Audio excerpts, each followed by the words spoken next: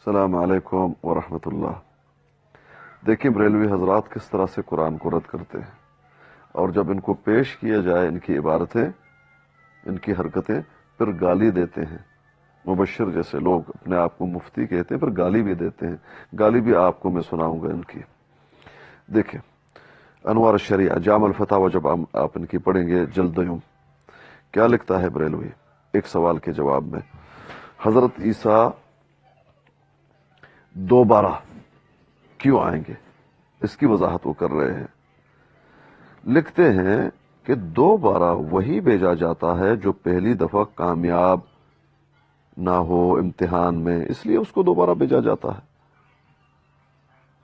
چونکہ حضرت عیسیٰ علیہ السلام اپنی پہلی آمد میں کامیاب نہیں رہے، یہود کی ڈر سے کام تبلیغ رسالت سر انجام نہ دے سکے، اس لیے ان کو دوبارہ بھیجا جا رہا ہے۔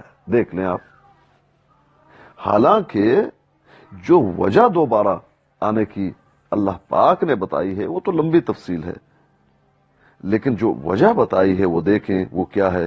انہ لعلم للساعة فلا تمترن بها واتبعون هذا صراط مستقیم، یہ اللہ پاک بتا رہے ہیں۔ حضرت عیسیٰ کا آمد دوبارہ آمد وہ قیامت کی نشانیوں میں سے ایک نشانی ہے، اس لیے وہ آئیں گے۔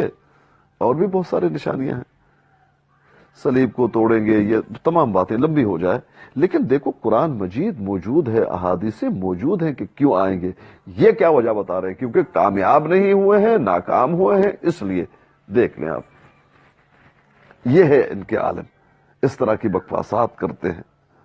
اب آپ مفتی صاحب کی گالی سن لیں، جس طرح میں نے وعدہ کیا تھا، آپ سن لیں کیا کہتا ہے مفتی صاحب اپنے واعظ میں۔ کھوتی کے بچے، جو حوالہ تم نے دکھایا تھا سیرت غوث اعظم کا، وہ حوالہ ثابت کر دے۔ کھوتی کے بچے جھوٹ کیوں بولتے ہیں؟ یہ ہے ختم نبوت کا مجاہد۔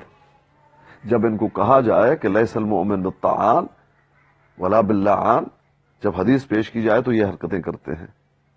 ان من اکبر الکبائر ان یلعن الرجل والدیہ، ان کو یہ مفتی کہتا ہے اپنے آپ کو۔ گالی سن لی آپ نے؟ یہ ہے بریلویت۔ فاعتبروا یا اولی الابصار۔